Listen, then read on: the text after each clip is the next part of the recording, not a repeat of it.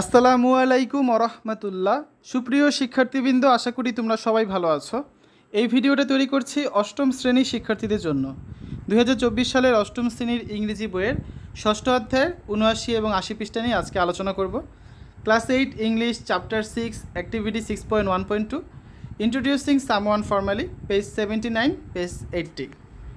যারা এখনও অন্যান্য বিষয়ের ভিডিওগুলো দেখোনি তারা আমাদের চ্যানেলের প্লেলিস্ট অপশন থেকে ঘুরে আসতে পারো। সেখানে অষ্টম শ্রেণীর বাংলা, ইংরেজি, গণিত, বিজ্ঞান, ডিজিটাল প্রযুক্তি, স্বাস্থ্য সুরক্ষা, জীবন ও জীবিকা, ইসলাম শিক্ষা, শিল্প ও সংস্কৃতি এবং ইতিহাস ও সামাজিক বিজ্ঞান, প্রতিটা বিষয়ের জন্য আলাদা আলাদা করে প্লেলিস্ট তৈরি করা আছে। তোমাদের যে বিষয়ের ভিডিও দরকার খুব সহজেই তোমরা এখান থেকে দেখে নিতে পারবে। আমাদের আজকে আলোচনার বিষয় 6.1.2 discuss the following questions in groups. দলে নিচের প্রশ্নগুলো আলোচনা করো। এই নাম্বারে আছে, how do you address your head teacher when you write an application to him or her? Which words or phrases do you use to address your friend or cousin when you write a letter or email?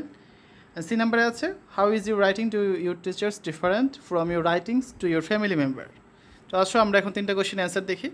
আমাদের first question যেটা ছিল, how do you address your head teacher when you write an application to him or হার?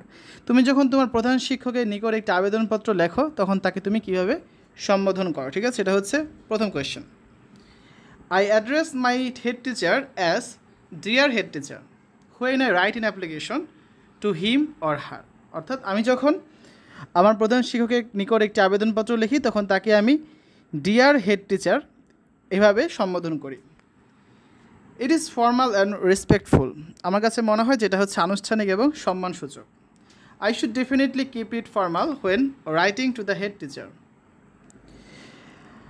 আমি হচ্ছে যখন প্রধান শিক্ষকের কাছে কোনো আবেদনপত্র লিখব তখন অবশ্যই আমাকে এটা আনুষ্ঠানিকভাবেই লেখা উচিত।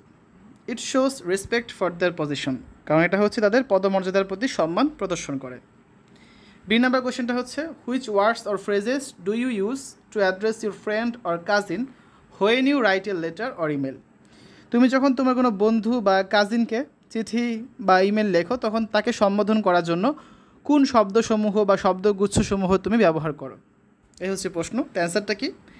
When I right to my friend or cousin it's a lot more casual. যখন আমি আমার বন্ধুবান্ধব বা আমার কাজিনকে লিখি তখন হচ্ছে এটা বেশিরভাগই অনানুষ্ঠানিক ব্যাপার। আই ইউজুয়ালি জাস্ট সে, আমি সাধারণত বলি hi Raju or hey Meena, যে হাই রাজু বা hey Meena. That's perfectly fine for informal writing to friends and family and it's a different style of writing compared to formal applications. কী বলা আছে যে এটা হচ্ছে বন্ধুবান্ধব এবং পরিবারের সদস্যদের কাছে অনানুষ্ঠানিক লেখার জন্য সম্পূর্ণ সঠিক, আর এটা হচ্ছে আনুষ্ঠানিক যে আবেদনপত্র থাকে তার সাথে তুলনায় ভিন্ন ধরনের লেখার কৌশল। সি নাম্বার কোয়েশ্চেনটা কি? How is your writing to your teachers different from your writing two family members using words or phrases, tone or addressing etcetera? অর্থাৎ তোমার পরিবারের সদস্যদের কাছে লেখা থেকে তোমার শিক্ষকের কাছে লেখা কীভাবে ভিন্নতর, সেটা শব্দ বা শব্দগুচ্ছের ব্যবহার, স্বরধ্বনি, সম্বোধন ইত্যাদি ক্ষেত্রে হতে পারে।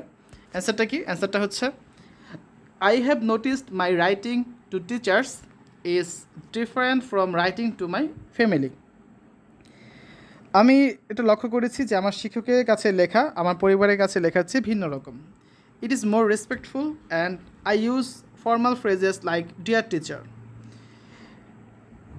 এটা হচ্ছে অধিকতর সম্মানসূচক এবং আমি ডিয়ার টিচার এই ওয়ার্ডের মতো আনুষ্ঠানিক শব্দগুচ্ছ ব্যবহার করি। দ্যাটস ন্যাচারাল, এটা স্বাভাবিক।